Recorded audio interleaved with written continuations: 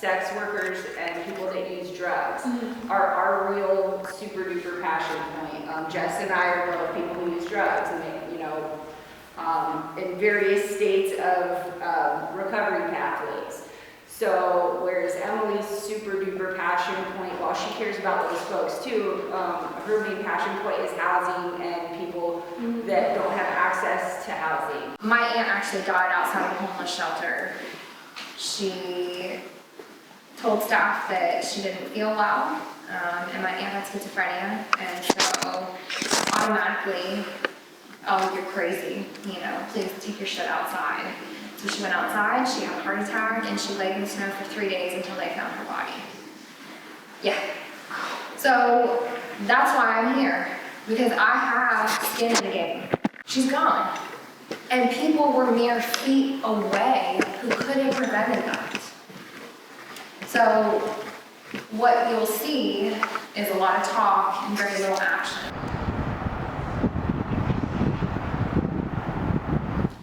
So we fill in the emergency needs on the weekends when we can because people need tangible items.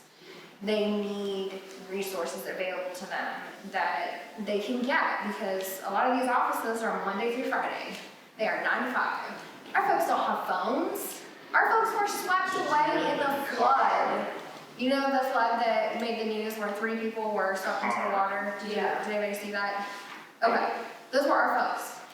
So even though, yes, it's a big concern that houses are on average $299,000, we still have people getting swept away in their tents while they're trying to sleep because there's no place for them. I started a outreach thing because I got tired of my friends and family members just dying. And, nobody seemed to care. It was a lot of victim blaming. And when I started it after I lost one of my very closest friends in 2017. And when we initially began, we only had naloxone, which is an injectable form of Narcan. You just think like an EpiPen. And it wasn't legal for us to even be distributing it. For the longest time, it was like you had to have a prescription. And people weren't going to sign up for that. Especially over here, they're worried about losing custody of their children, being evicted by their landlords, used against them in a divorce, losing their jobs. They're just really scared to have a paper trail going back to them admitting that they have a substance abuse. So we just started passing all those out. It got a lot easier after it became legal because I was solely relying on people in other states that know what it's like.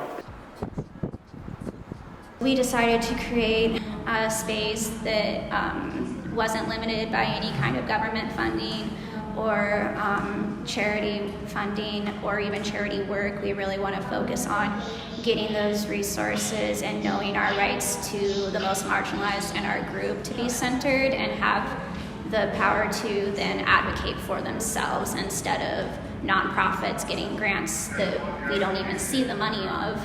And so we're just constantly struggling and never being able to connect to those resources that the money is going towards because we were always intentionally left out to begin with. When you're experiencing houselessness and you're not able to have consistent access to a shower or bathrooms or basic hygiene items, people interact with you differently.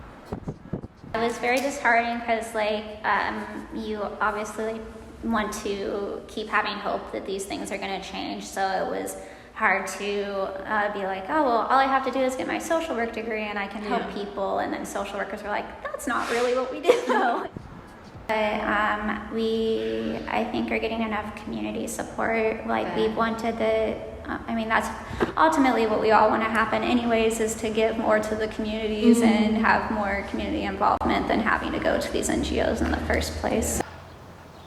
My group isn't affiliated with any government groups. That way they can't tell me what we can and can't do because it was just so difficult to get permission to do anything. Nonprofits are probably the hardest businesses to run because there are so many types of oversight and stakeholders that have different needs and agendas, and you know, you have funds that are restricted for this program versus this. It's not cash in, cash out, like if you were just to be running a gas station. But it is very meaningful work if you find a nonprofit that really speaks to you.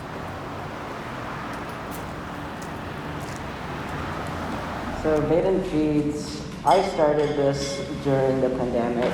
The pandemic started. There was a lot of food insecurity for like my neighborhood.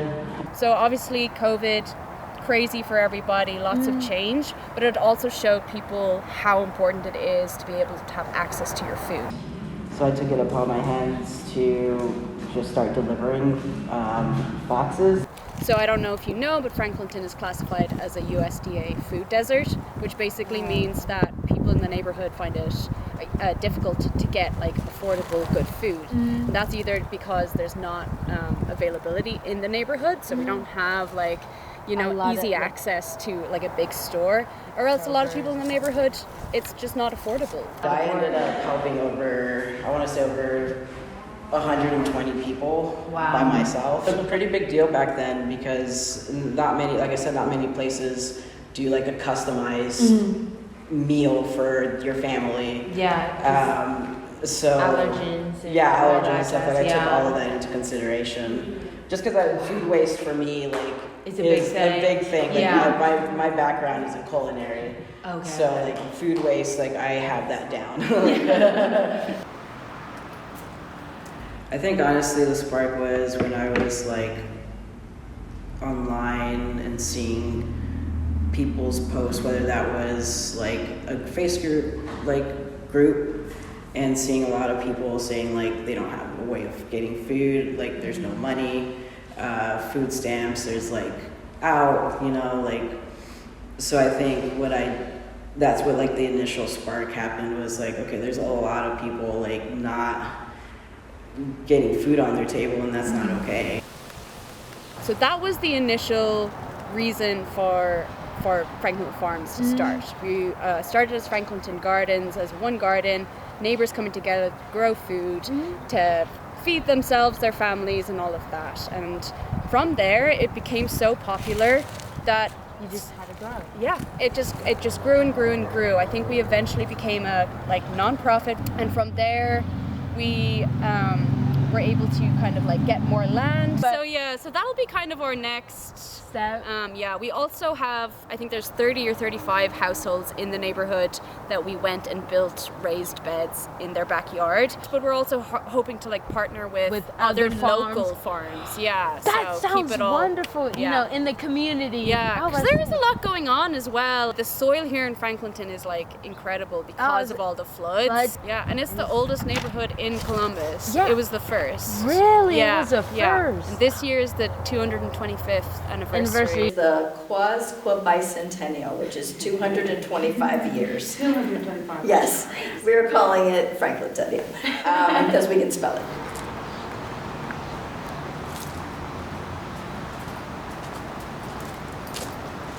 Roy is, known for working with emerging artists. We are a nonprofit gallery, so we don't have a lot of money. Unlike a for-profit gallery, the objective at Roy is not necessarily to sell art, though it's wonderful when it happens. Our objective is to create a safe and inclusive space for artists to explore their creativity. So just a little bit about Wild Goose. We were a nonprofit community arts organization, and we are all about providing space and resources for local creatives in Columbus. So this is a perfect example of what we do here. We don't care about the quality of the work that's on our walls. We don't care necessarily about the quality of the work that is on our stage. We just care that we are offering the walls and offering the stage.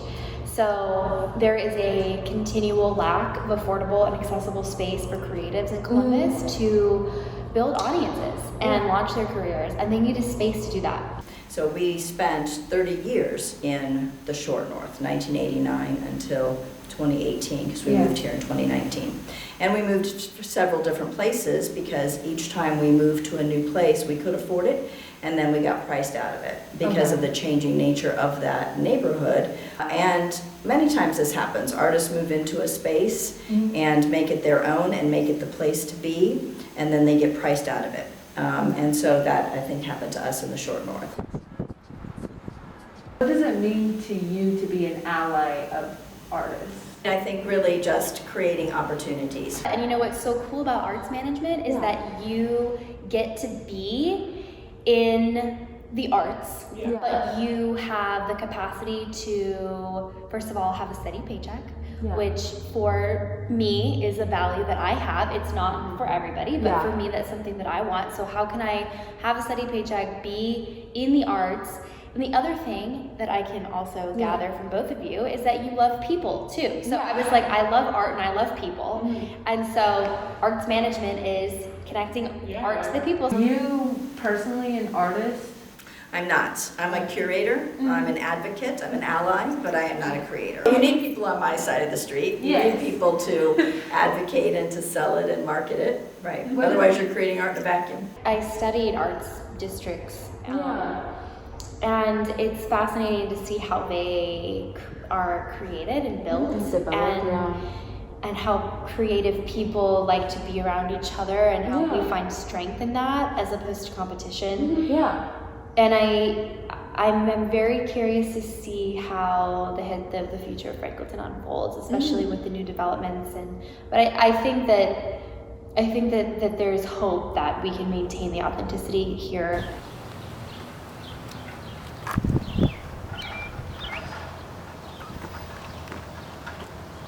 So we're looking to expand that this year, not necessarily with like tens more people, but to keep building that community, like strengthen our relationships with them, have them strengthen it with each other. I was about to say, that's such a cool way to do that, to strengthen. Because if you're going there and showing them how to go, they can teach someone else in the community and then put the word out. That's wonderful. So my thing is like I just love food from like ground to face, and I like live here in the neighborhood. I live like down the street, so I want to stay here for like years, like effectively like a decade. Like a lot of the staff here is like quick turnover, like college students, you know. So you want to build community, you need to have somebody to build it around.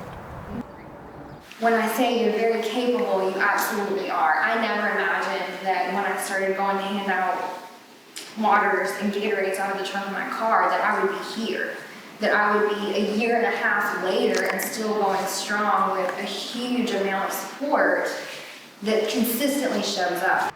And there's something about the arts here that's really exciting, and I wanted to be part of that. Franklinton it's a fairy tale. This is not normal. Franklinton is not normal.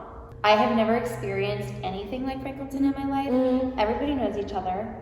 It's extremely awesome, but also like really weird, but also great. So yeah, it is a very interesting microcosm of Columbus, and I don't think you're gonna find a place like this anywhere else.